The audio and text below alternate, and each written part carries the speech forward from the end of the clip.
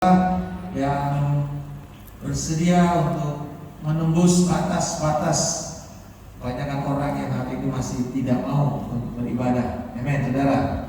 Nanti kita viralkan terus untuk kita tahu bahwa menikmati hadirat Tuhan secara onsite itu jauh lebih baik daripada saya duduk di depan komputer.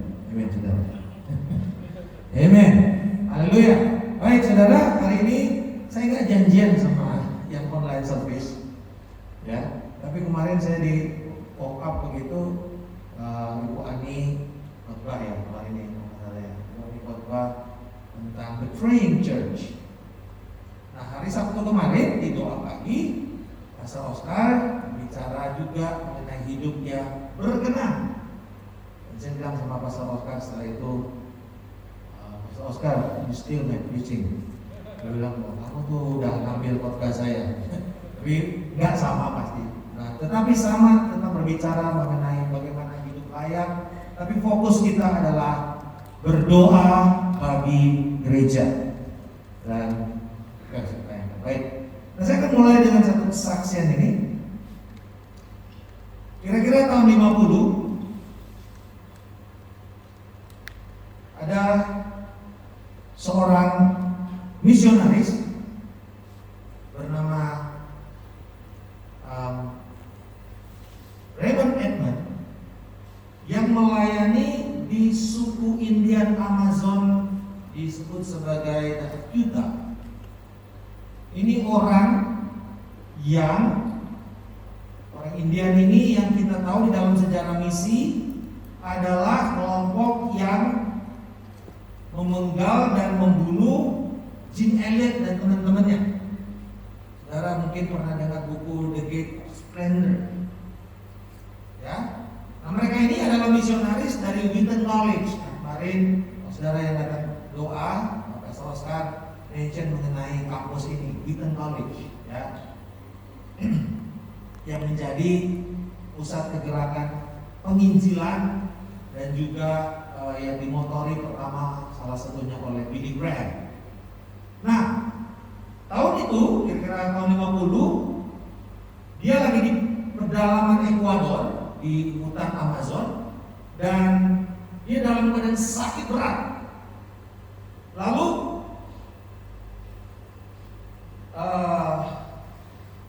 ya mungkin dokter tapi mungkin juga bagian dari suku itu dia bilang begini kepada istri daripada Raymond, dia bilang, Ibu besok cat atau warnai bajunya ibu ya, jadi pakai pewarna. Warnai bajunya ibu jadi baju hitam, karena suamimu besok pasti mati. Wah, ibu buatin sudah, suaminya bakalan mati.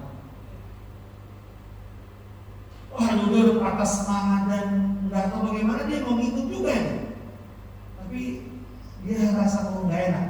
Nah, jauh di tempat mereka jemaat yang putus, nah ini di Illinois, mereka berdoa. Satu orang tiba-tiba dalam pertemuan doa begini, kemudian Pastor Evans dia berdoa dan berjemaat sama-sama berdoa. Tiba-tiba dia bilang stop. Kita akan berdoa untuk Raymond. Gak ada hubungannya sudah. Gak ada tiba-tiba Roh Kudus mengatakan sekarang berdoa kan. Mereka boleh berdoa terus.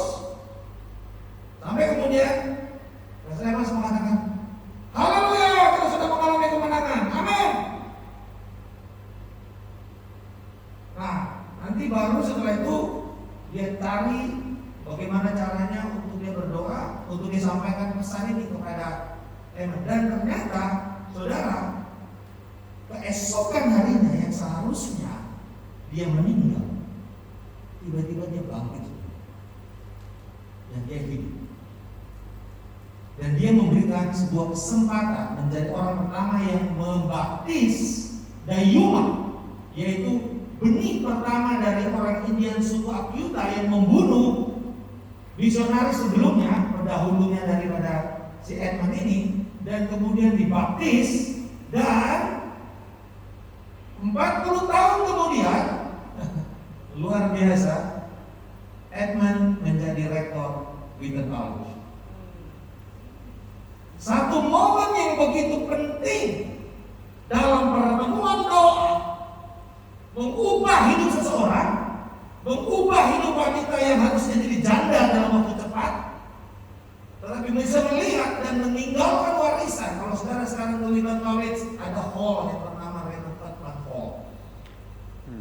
Saudara-saudara, saya mau mengajak kita semua, kalau hari Sabtu pagi doa, jangan abaikan dan anggap remeh doa itu.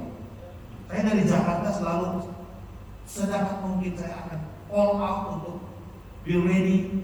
Kalau saudara datang pertemuan doa onsite, saudara mesti siapkan waktu minimal 3 jam, betul ya? Ini jam 5.55 aja masih bisa, baru bangun saya berdiri sebentar terus kemudian muncul di komputer saudara ya, masih bisa, amin saudara. Artinya, tapi saya bilang, jangan remehkan pertemuan doa itu, karena ketika gereja berdoa, maka sesuatu akan terjadi, amin saudara. Karena Tuhan telah memberikan otoritas itu. Dalam doa puasa bulan lalu kita tahu bahwa gereja mendapatkan otoritas atas segala kuasa rohani yang bisa disebut di muka bumi ini, amin. Jadi hari Sabtu saya percaya jumlahnya akan lebih banyak daripada yang biasa, amin. Saya selalu lihat 5 gitu ya kalau di Zoom ya. Saya akan komunikasi lebih banyak kalau ada di YouTube. Baik, nah kita lihat saudara, mari kita akan konteks daripada kota ini adalah gereja di Kolose. Nah, gereja di Kolose ini, kota Kolose itu adalah kota 3 serangkai di lembah Likus, itu barat daya dari Turki modern sekarang. Nah, ini kota 3 serangkai yaitu Kolose, Hierapolis, dan Laodikia. Mungkin 2 kota ini kita terkenal. Laodikia yang ada di kitab Wahyu, yang Tuhan habib, dan kemudian juga Hierapolis itu kota yang dekat. Nah, sebenarnya target daripada Paulus tak pernah ke Kolose, ya. Yang ada di sana itu Epafras. Tapi gereja ini kemudian begitu penting karena pemimpin gereja Kolose ini namanya Filemon. Dalam surat Filemon kita tahu ya. Jadi gerejanya kecil karena Kolose ini dulu gereja, dulu kota besar, tapi kemudian dalam satu momen mereka tuh menjadi menciut lalu kemudian tidak terlalu terkenal lagi, hilang kemuliaannya kota itu. Nah, di dalam lembah ini begitu banyak tekanan di dalam kota ini, ya. Dan gereja dirintis, dirintis dan kemudian berkembang. Nah, Paulus kemudian mendengar kabar tentang iman mereka. Their faith went viral. Kita berdoa bahwa iman Tuhan ini juga akan di mana-mana dikenal orang. Amin. Dia bilang, aku telah mendengar kabar tentang imanmu. Sejak pertama kami mendengar tentang kamu. Jadi Paulus nggak pernah cantik. Ya, nah kita akan lihat konteks daripada Kolose 1 ayat 9 dan sampai dengan 14. Ini ayat kita pada hari ini. Ya, kalau saudara mau baca bersama-sama silakan. Ya. Sebab itu sejak waktu kami mendengarnya, kami tiada berhenti berdoa untuk kamu. Kami meminta supaya kamu menerima segala hikmat dan pengertian yang benar untuk mengetahui kehendak Tuhan dengan sempurna, sehingga hidupmu layak di hadapannya serta berkenan kepadanya dalam segala hal, dan kamu memberi buah dalam segala pekerjaan yang baik dan bertumbuh dalam pengetahuan yang benar tentang Allah, dan dikuatkan dengan segala kekuatan oleh kuasa kemuliaannya untuk menanggung segala sesuatu dengan tekun dan sabar, dan mengucap syukur dengan sukacita kepada Bapa yang melayakkan kamu untuk mendapatkan bagian dalam apa yang ditentukan untuk orang-orang kudus di dalam kerajaan terang. Ia telah melepaskan kita dari kuasa kegelapan dan memindahkan kita ke dalam kerajaan anaknya yang dikasihi. Di dalam Dia kita memiliki penebusan kita, yaitu pengampunan dosa. Saudara-saudara, ini Paulus bilang, sejak awal kami mendengar tentang imanmu, ini yang kami lakukan. We pray for you. Berapa di antara kita yang ketika mendengar sesuatu, maka respons kita pertama adalah saya akan berdoa. Ini panggilan gereja yang pertama sebenarnya, menjadi gereja yang berdoa. Gereja yang berdoa. Ketika tantangan terjadi, yang pertama yang harus dilakukan oleh gereja tanpa minta second opinion adalah berdoa. Orang percaya, langkah pertama kita mendengar apapun, kita berdoa. Bukan panik cari yang lain, berdoa. Nah, mari kita lihat bagaimana Paulus memberi gambar, contoh, model. Kalau kita berdoa, apa yang paling penting yang kita doakan? Tentu kita akan berdoa untuk kesehatan, berdoa untuk sukses, pekerjaan dan seterusnya. Tetapi kalau kembali lagi saya mengacu kepada apa yang Pastor Oscar bilang, ada high calling, ada low calling. Amin. Ya, ada panggilan tinggi, ada panggilan rendah. Tapi ada panggilan rendah, kalori tinggi. Contohnya makan-makan, itu panggilan rendah, tapi kalori tinggi. Ya. Biasanya kalau panggilan tinggi itu kalorinya rendah, puasa, gitu kan? Ya, puasa, ya, itu orang rohani, itu panggilan tinggi, tapi kalori rendah. Oke. Nah, saudara-saudara, Paulus mau mengatakan ini loh yang kamu harus lakukan sebagai gereja. Jadi kita nggak usah second guess seperti apa, karena dia memberikan dengan konteks struktur bahasa penulisannya jelas sekali. Gak usah cari kemana-mana jawabannya. Begini loh caranya kamu berdoa untuk gereja. Oke? Untuk gereja, konteksnya gereja. Yang pertama bahwa berdoalah untuk pengetahuan. Berdoa untuk pengetahuan. Pengetahuan seperti apa, Pak? Nah, kita akan lihat di sini dikatakan untuk, ini terjemahan saya sendiri ya. Terjemahan saya sendiri dari bahasa asli saya upayakan, karena Indonesianya kadang-kadang enggak seperti apa yang diminta ya oleh penulis aslinya. Untuk alasan ini juga lah kami, kata Paulus, berarti dia bukan sendiri. Paulus bersama dengan Epafras, bersama dengan Timotius, karena ini ditulis dari penjara, jadi ditulis oleh Paulus dengan Timotius.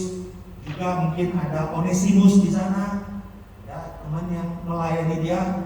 Sejak hari pertama kami mendengar tentang kamu, tentang jemaat Kolose, kami tiada berhenti berdoa. Saudara lihat, bukan cuma satu musim, bukan incidental prayer, tetapi berdoa terus menerus.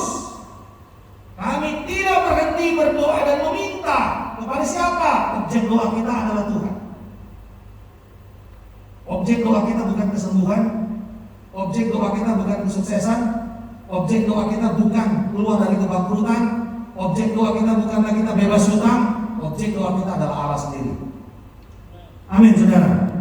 Kita minta kepada Allah agar kamu dipenuhi dengan pengetahuan. Nah, ini menarik karena kata pengetahuan di sini tidak sama dengan kata pengetahuan yang pada hari itu di sekeliling mereka pakai istilahnya. Paulus punya satu istilah khusus, yaitu dikatakan pengetahuan yang di atas pengetahuan yang ada. Dia pakai kata epignosis. Gnosis itu pengetahuan, epi itu di atas. Jadi kalau misalnya komputer ini di atas meja ini, epi, dia pakai kata epi. Jadi gnosis itu biasa, epignosis atau epignosko, bukan sekedar mengenal inti, bukan, tapi pengetahuan yang mengatasi semua pengetahuan yang ada. Dan itu hanya ada dimiliki di dalam kehendak Allah, di dalam seluruh hikmat dan pengertian rohani.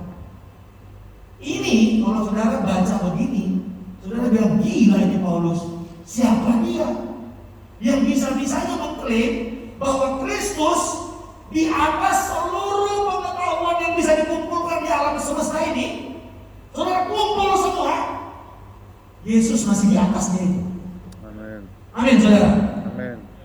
Alkitab saudara itu masih di atas seluruh pengetahuan, seluruh Ivy League University yang dikumpulkan di muka bumi ini 100 universitas top, seluruh orang-orang pintar top di muka bumi. Lawan Kristus, lewat semuanya mereka. Amen. Kalau Yesus ada di bumi sekarang, itu maksudnya epigenosis, pengetahuan yang mengatasi semua pengetahuan yang ada. Jadi jangan sok kalau kita cuma sekedar dapat 1 PhD, masih ada yang 5 PhD. Tapi kalau 10, 1000, 100.000 PhD. Saya punya dosen orang Asia pertama yang bukunya saat ini menjadi buku acuan teologi di seluruh dunia. Anak muda, belum kawin, namanya Dr. Philip Suciaditya.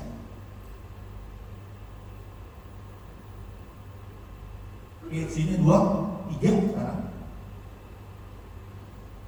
Dan itu beli bukunya 1, harga bukunya 30 juta. Aduh. Wow. Seluruh universitas di muka bumi harus pakai buku itu. Kalau mau belajar, itu terjadi. Ini proyek yang dikerjakan oleh profesor hebat, 30 tahun, gak kelar. Dia kelarin dalam 2 tahun. Saudara-saudara, kenapa sih bilang?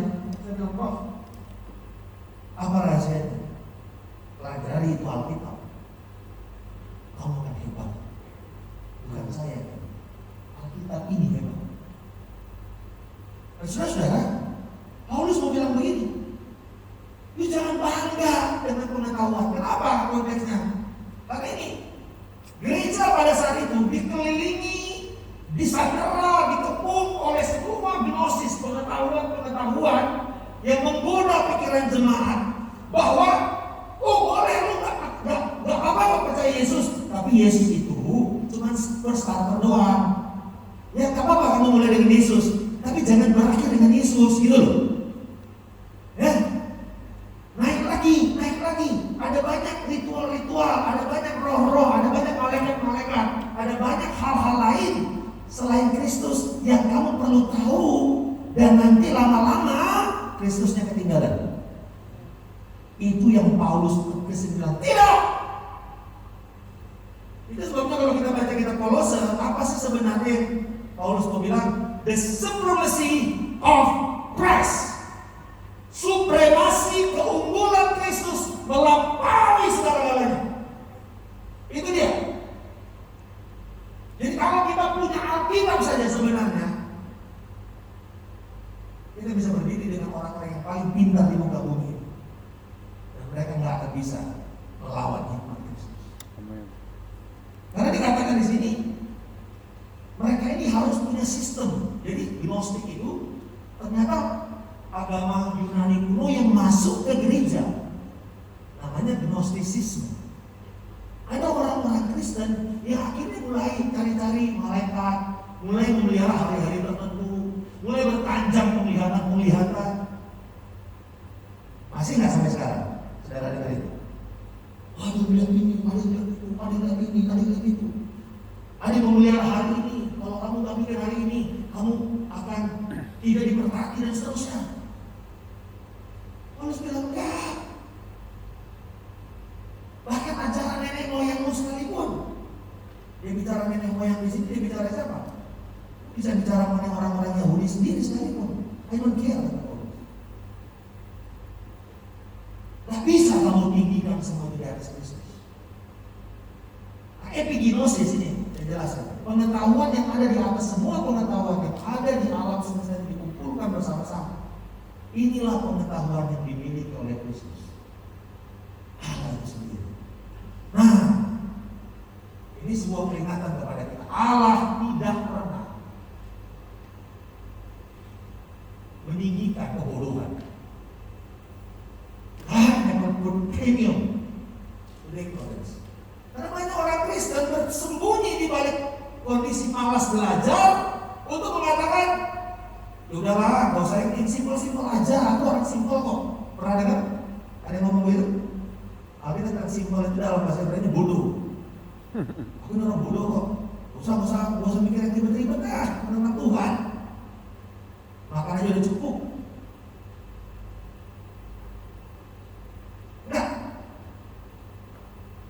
bisa. Tuhan mengatakan, kamu harus menempuh kebenaran.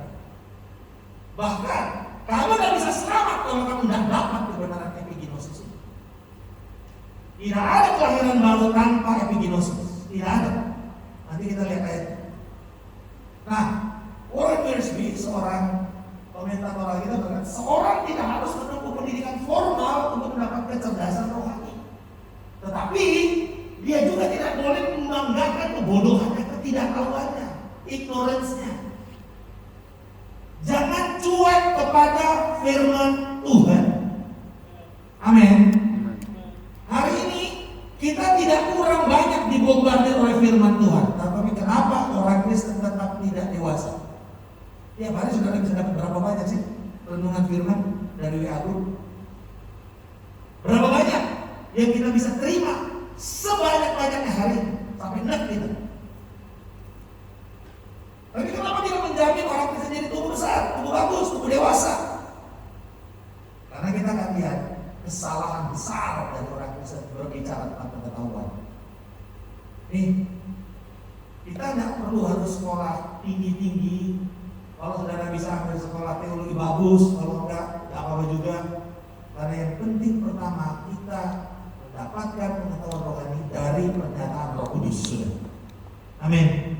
Sebenarnya kita perlu sungguh-sungguh mengalami dipenuhi dengan Roh Kudus dan kita berbahasa lidah. Saudara mengaktifkan senantiasa dalam doa karena Dia akan membuka, mencerahkan pikiran kita. Di doa Paulus dalam Efesus pasal yang pertama, berdoa supaya roh hikmat itu, roh pencerahan itu membuka matamu supaya kamu bisa melihat kekayaan akan Kristus. Lalu kemudian Dia memberikan kita pengetahuan yang melahir barukan kita. Itu dia. Yohanes 17 bilang, inilah hidup yang kekal itu. Mau masuk surga, mau hidup kekal bersama Allah, tidak bisa kalau kamu nggak kenal epigenosis. Kamu tidak kenal epigenosis ini, nggak bisa. Apa itu epigenosis? Cuma satu, Kristus. Kamu nggak kenal Kristus, sorry, nggak ada surga buat kamu. Kamu boleh kenal yang lain, nggak kenal Kristus, tidak ada Kristus dalam hidupmu yang menyelamatkan kamu, melahirkan kamu. Sorry, I don't care how devoted you are. Itu kira-kira Yohanes bilang. Saya nggak peduli seberapa hebatnya kamu, karena Yohanes peduli kepada orang-orang Yahudi. Keras dia. Saya nggak peduli. Kamu pernah menganggap dirimu udah tahu hukum-hukum Taurat. Kamu nggak kenal Yahweh dan Yesus. Karena orang Yahudi kenal Yahweh, nggak kenal Yesus mereka. Ya. Nah, Mazmur 1:2 mengatakan bahwa berbahagia orang yang kesukaannya adalah Taurat Tuhan, merenungkan usia dan malam. Mari kita berdoa supaya kita menjadi jemaat yang mencintai firman Tuhan siang dan malam. Amin. Ini yang saya dapat kemarin. Saya nggak berusaha membuat good quotes. Saya cuma mau dari kesimpulan ini. Setiap murid Kristus harus sanggup menyaring gnosis, pengetahuan-pengetahuan yang kau temui di kampusmu, di korporasi yang kamu kerja, di media-media yang kamu dapatkan sebagai informasi. Kamu harus bisa mampu menyaring itu, karena pengetahuan itu begitu menggoda sekali. Menggoda untuk kamu jauh dari Tuhan dan mengatakan Kristus itu nggak ada apa-apanya dengan apa yang baru didapatkan ini. Jangan sombong. Kamu harus mampu menyaring semua itu dengan epigenosis, yaitu Kristus yang ada di dalam kamu. Yang kedua, kita berdoa untuk perilaku gereja. Kembali lagi, Paulus bilang, aku berdoa supaya hidupmu layak. Kemarin Pastor Oscar bicara mengenai hidup yang berkenan. Paulus memakai kata ini, hidup yang layak. Pertanyaannya, Indonesia bagus menerjemahkan hidup. Karena kalau saudara yang suka pakai bahasa Inggris dipakai kata walk. Ya, nih kata hidup itu dipakai kata walk, diterjemahin dari kata walk. Tetapi konsep walk itu dalam konsep berpikir Rasul Paulus, karena Rasul Paulus rasa orang yang paling sering ini ciri Rasul Paulus. Kalau dia sering dalam kau hidup berjalan, maksudnya dia pakai kata berjalan, tapi artinya itu adalah kepada kehidupan. Kan bukan jalan begini, ini juga berjalan namanya. Tapi bukan ini yang Paulus bilang.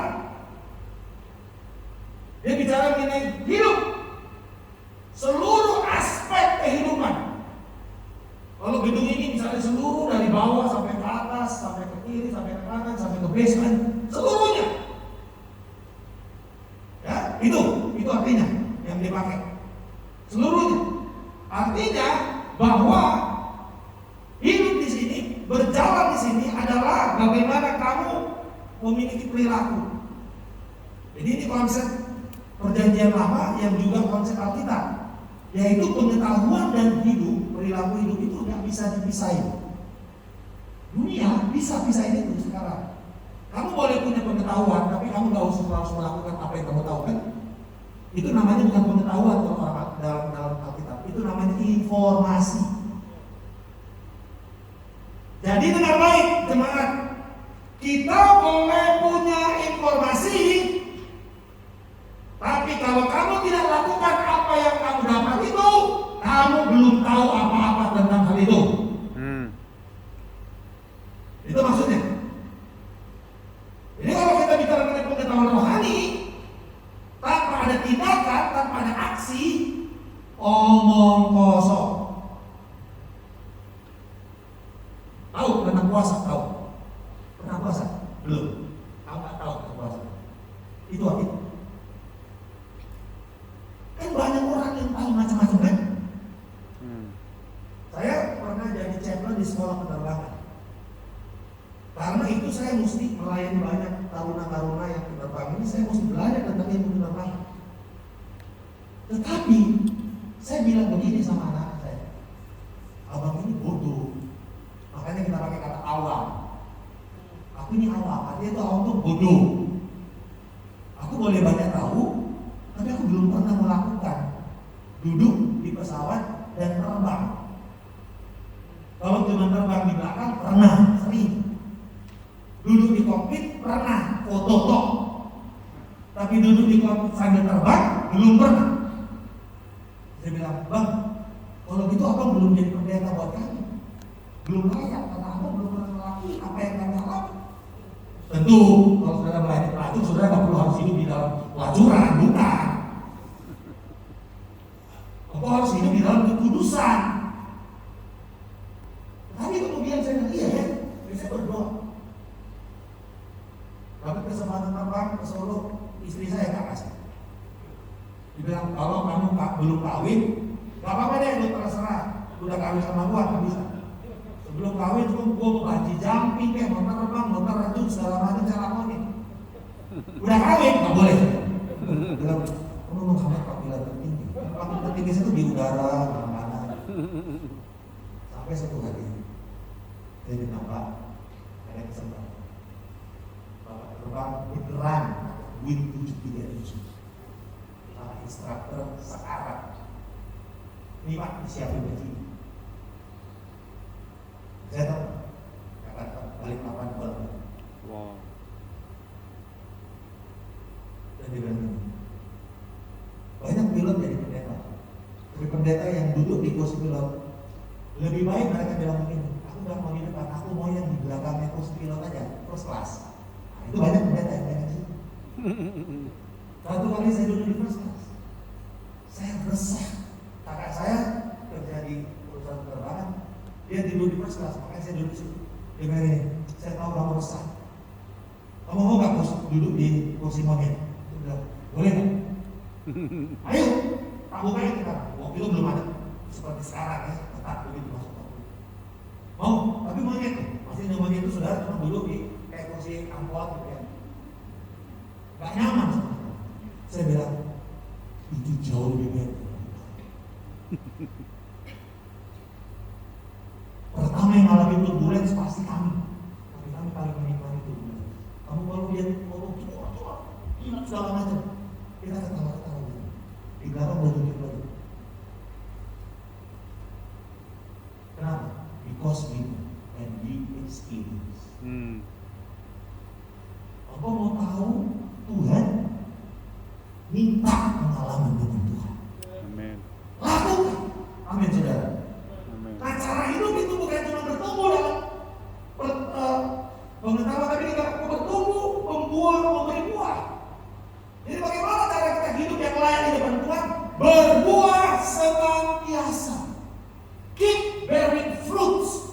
Itu yang Paulus bilang. Berbuah itu kita tahu bukan cuma berbuah karakter, tapi juga jiwa-jiwa yang kita sendiri. Keep bearing fruits. Tidak ada alasan pandemi kita tidak menginjil. Tidak ada alasan karena pandemi kita tidak menjadikan murid. Tidak ada alasan pandemi kita berhenti melayani orang untuk terima Yesus. Justru pandemi ini kesempatan besar. Amin. Kesempatan besar. Saya ingat selama pandemi, bulan pertama pandemi, saya kena COVID tahun lalu, aku lama di sini. Justru di situ saudara saya ketemu satu orang yang mencari Tuhan di Aceh. Dan akhirnya saya menuntut dia terima Yesus lewat Zoom. Sampai sekarang dia dibaptis, dia pulang ke rumah orang tuanya, dia memberi diri dibaptis. Penuh Roh Kudus, baptisan Roh Kudus saudara. Gak pakai tumpang tangan. Dia bilang, kamu di sana pakai video call, saya doa, percaya Tuhan akan memenuhi kamu dengan Roh Kudus. Amin saudara. Selama 2 kali pencurahan Roh Kudus ini sudah 2 tahun ya. Kita pencurahan Roh Kudus pakai Zoom kan. Saya membuktikan. Pertama Pak Thomas Raharja dari Cikarang minta, Pak, ini ada yang pengen penuh Roh Kudus Pak. Bukan saya baptis loh Pak, tahu ya? Oke, minta aja, saya ajar. Dan kalian yang mau minta, Tuhan akan penuhi kamu dan kamu akan berbahasa ini. Misalnya kita berdoa, tiba-tiba ada yang bilang, saya dapat bahasa lidah. Istrinya bilang, waduh suami saya berdoa berbahasa lidah. Haleluya. Itu yang disebut. Aku mau baptis kamu dengan air, tapi dia yang mau baptis kamu dengan Roh Kudus. Itu berbuah. Yang kedua dikatakan, yang ketiga dikuatkan oleh kuasa kemuliaan Allah. Bagaimana hidup yang layak? Kamu akan dikuatkan. Untuk apa? Pertanyaannya kamu dikuatkan. Saya ingat Pastor Yose pernah bilang, kita itu penuh Roh Kudus bukan untuk jadi orang sakti, tapi jadi saksi. Wah, itu quote yang merubah hidup saya selama pencurahan Roh Kudus. Itu saya ingat. Kita itu orang karismatik pengen jadi sakti, ya kan? Lawan ilmu kan, kalau orang baru punya ilmu kan jadi seluruh macam. Lawan siapa yang ditantangin? Saya masih ingat baru penuh Roh Kudus dan nantangin dukun, nantangin siapa. Ya ingat masuk waktu itu masih ada dukun-dukun yang jual-jual obat itu. Tapi di dalam Jakarta Fair, wah dia paling pulas. Saya doa, saya nyari orang itu ikat. Saya langsung, sok ngapain kamu? Ini lagi show. Wah kalau dia mati, dia lagi ganggu kamu. Saya nggak tahu, saya pulang nanti mau kepo gitu ya. Tapi merasa gini, gue mau tes. Siapa? Nggak usah. Yang dibicara kalau kamu lagi duduk-duduk lagi deal dengan orang mau bisnis, dia yang salah. Sadar kan? Kemarin saya di kampus kamu doain ke rumah. Orangnya udah jauh. Saya rasa gak enak. Malam dia bilang, Pak, tiba-tiba bapak saya lumpuh. Padahal semuanya sadar, saya wawancara, sadar semua. Ini kayak fire. Bisa dulu. Mana orang? Saya berdoa dan menangis. Karena sudah capek, habis kawinan, malam, itu dia lagi, sudah capek. Kita tidur. Pagi-pagi kan, dapat foto video, apa yang bisa. Terima kasih Bapak Gus. Oh, sini.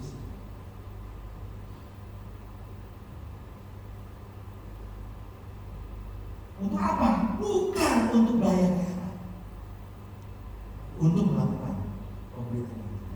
Tapi Paulus bilang ini, untuk apa kamu dapat semua ini? Mari kita baca sama-sama. 1, 2, 3. Untuk menanggung segala sesuatu dengan tekun dan sabar. Menanggung segala sesuatu. Mau itu hutang, mau itu penyakit, mau itu keadaan yang mungkin kedukaan sekalipun, kebangkrutan sekalipun.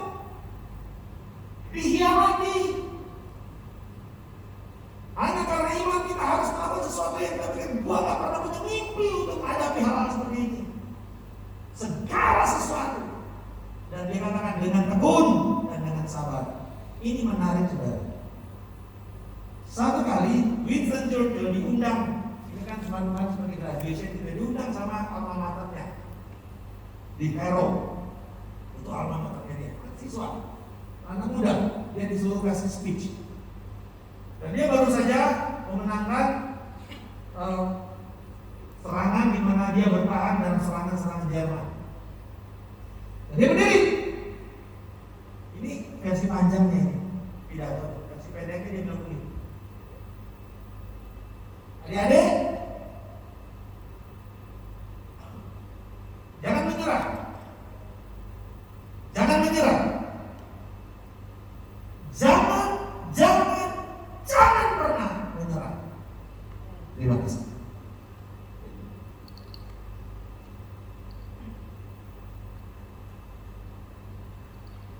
Dan kita tahu itu adalah quote yang mengubah peradaban manusia pada abad ke-20. Jangan pernah menyerah dengan keadaan. Jangan pernah menyerah. Jangan pernah. Waktu mau masalah besar, mau masalah kecil, jangan pernah. Paulus bilang, karena dia tahu, saudara dibaca saja di Korintus pasal yang ke-6, kami sebagai pelayan Allah mengalami semua ini, tapi kami tidak pernah menyerah. Saudara lihat, ini kehidupan Paulus. Kami tidak pernah menyerah. Dalam menanggung derah, penjara, kerusuhan, jerih lelah, berjaga-jaga, berpuasa, memberi dengan kemurahan hati, pengetahuan, kesabaran, kemurahan hati dalam Roh Kudus dan kasih yang tidak munafik. Dia tidak pernah. Kalau kita mau lihat kurikulum vitae Paulus tentang penderitaan, baca 2 Korintus pasal yang pertama sampai ke-11.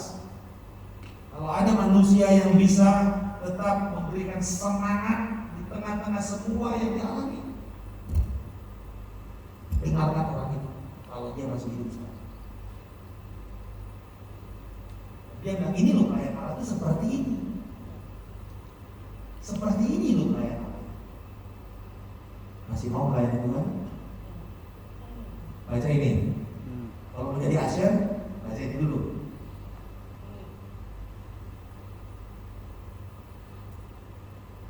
Ya? Yang ketiga, terakhir, tadi berdoa. Itu berdoa untuk pertumbuhan pengetahuan, berdoa untuk kita bisa memiliki kuasa, kekuatan menanggung, sabar. Saudara, kata sabar sebenarnya itu seperti orang yang mempertahankan wilayah daerah pertempuran. Berdiri, jangan sampai kamu lepaskan daerah itu, kalau lepaskan musuh ambil. Berdiri di situ. Dan saya rasa ini yang kemarin saya sampaikan kepada jemaat di Bali waktu berdoa pagi.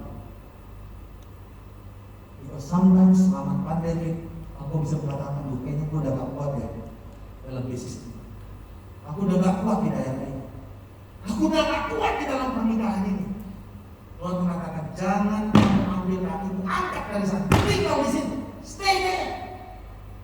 Tinggal, taruh kakimu menjejak benar-benar, karena Tuhan memberikan engkau kekuatan untuk menanggung dengan sabar. Berikan kemuliaan kepada kita. Haleluya. Karena kita ini kita bersyukur dengan sukacita kepada Bapa. Ini sebuah di Lake Michigan ada sebuah kejadian kapal Lady Elmi tahun 1860 bocor tenggelam. Ada 200 orang di dalam kapal itu. Nggak jauh dari situ ada university dan mahasiswa-mahasiswa ini lagi latihan, ada yang latihan berenang segala macam. Dan akhirnya mereka terjun berusaha untuk menyelamatkan. Sementara persoalannya banyak badai, ada gelombang yang cukup tinggi. Dan ada satu orang yang kemudian keluar sebagai seorang hero di dalam berita ini, yaitu Edward Spencer. Oleh kekuatan kemampuan berenangnya, dia menyelamatkan sendiri dengan tangannya 17 orang. 17 orang, saudara ambil di bawah gelombang begitu banyak, dia taruh di skoci. Dia pergi lagi, dia cari lagi, dia ambil. Saudara tahu ya, siapa yang pernah menyelamatkan orang yang mau tenggelam? Rusuh saudara ya. Makanya saudara mesti pakai bikin pingsan supaya saudara bisa tarik. Karena dua-duanya tenggelam. Ya kan? berat 17 kali bolak-balik. Wow. Dia jadi orang hebat. Tapi sampai ketika Ambrose Mason meninggal, ternyata dia bilang, tidak ada satu pun dari 17 orang itu pernah datang kepada Edo dan mengatakan, terima kasih, kau telah menyelamatkan aku. Waktu saya baca ini, saya bilang, ini ada di Alkitab kayak gini. Lihat 10 orang besar yang disembuhkan Yesus. Semuanya disembuhkan, cuma satu yang datang. Masih bagus satu, saudara. Gila ini orang-orang yang manusia dunia ini. Gak ada satu pun yang datang. Lebih dari kusta, nyawa mereka sama. Tidak ada satu. Tapi dengar baik, dalam keberdosaan kita tidak akan mungkin manusia itu bersyukur kalau bukan Roh Kudus memampukan kita untuk hidup bersyukur senantiasa. Yes. Alasan kita bersyukur sederhana, kata Paulus. Satu, kamu sadar kamu pindah dari kerajaan gelap kepada kerajaan terang. Alasan kedua, kamu ditransfer dari pembebasan sebagai tawanan budak menjadi orang merdeka. Dan kemudian ini aplikasinya. Roh yang kurang bersyukur itu tanda, indikasi seseorang sudah kehilangan fokus kepada kebesaran Kristus. Jadi kalau kita mulai ngomel-ngomel, dan saya belajar ketika aku mulai berdosa, contoh menjatuh dalam dosa seksual para suami-suami. Sebelum engkau jatuh bersama udah dekat, ini yang saya biasa berdoa. Saya tiba-tiba bersyukur dan mengingat istri saya dan saya bilang, Tuhan terima kasih untuk istri saya. Terima kasih bahwa dia ada bersama-sama saya. Terima kasih untuk pernikahan kami. Tiba-tiba itu semua godaan itu gone, nggak tertarik. Ternyata bersyukur itu jauh lebih kuat daripada kata pergi kau, roh immoralitas, pergi kau dalam nama. Jauh lebih kuat daripada bersyukur anakmu, bersyukur tanpa. Tuhan terima kasih kami di gereja yang bertumbuh dalam pengetahuan tentang Kristus. Yang bersyukur untuk gereja yang berdiri dalam kebenaran Allah, gereja yang hidup menjadi gereja yang melakukan perkara-perkara besar dalam nama Yesus.